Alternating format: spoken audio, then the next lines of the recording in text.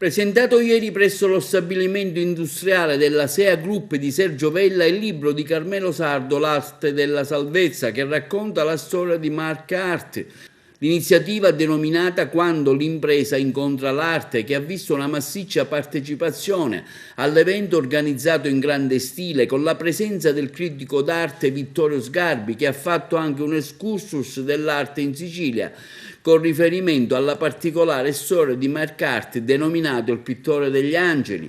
Ha condotto l'evento Marcella Lattuca, che ha dialogato con gli ospiti presenti. La SEAP di Sergio Vella è anche impegnata nel settore sportivo con la sponsorizzazione della squadra di pallavolo femminile militante in Serie A. La SEAP Aragona Dallicardillo, diretta dal presidente Nino Di Giacomo. Con l'occasione la squadra è stata presentata al pubblico presente. La SEAP sortirà in campionato il prossimo 10 ottobre, quindi il saluto del patron Sergio Vella ai presenti. Sono lusingato di essere stato invitato qui dai fratelli Vella e l'espressione veramente di una grande imprenditorialità agrigentina, due ragazzi che sono cresciuti, sono nati quasi dal nulla e che sono riusciti a realizzare qualcosa di imponente da Agrigento da livelli veramente mondiali.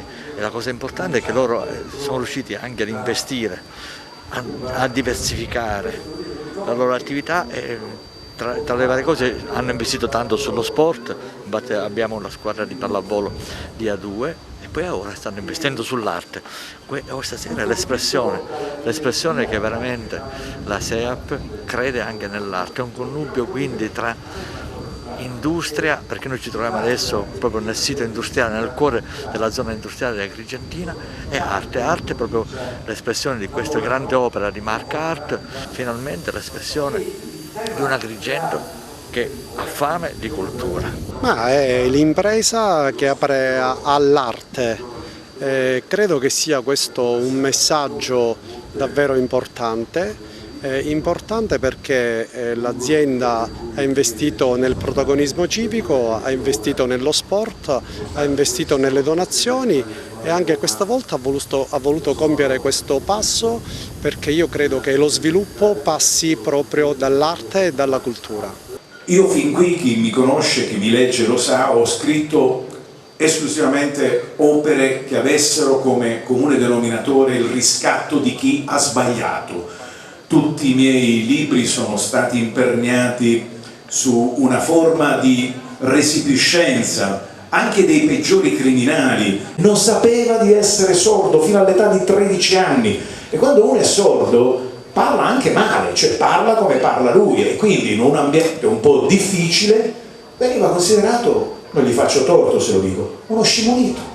E come si fanno a fermare sul mercato dell'arte troppi artisti? Per cui si tende a selezionarne alcuni e a partire all'avventura. La conoscenza è quindi molto difficile, la capacità di valutazione è demandata ai mercanti, i collezionisti si muovono magari orecchiando, sentendo qualcosa, per cui il destino di Marca Art poteva essere un destino così, di uno che fa alcune cose di medio interesse o di grande interesse ristrette ad Agrigento, dove ci sono come lui, e forse peggio di lui sul piano della qualità, almeno altri 200 artisti e almeno altri 100 fotografi, e provincia per provincia Palermo ha una scuola e una creatività straordinaria. Nella prima parte della seconda parte del Novecento si è fermata una grande scuola a Scicli. La Sicilia in realtà ha dato all'arte italiana, come alla letteratura, alcuni dei vertici. È un'isola autonoma, ha una sua lingua, ma la letteratura del Novecento non sarebbe così grande senza Sciascia, Pirandello, Vitaliano Brancati, Federico De Roberto, Tomasi di Lampedusa, Battiato, e con lui anche il filosofo che l'accompagnava, Xavier Alambro. Quindi la Sicilia ha dato alla letteratura le cose più importanti del Novecento italiano.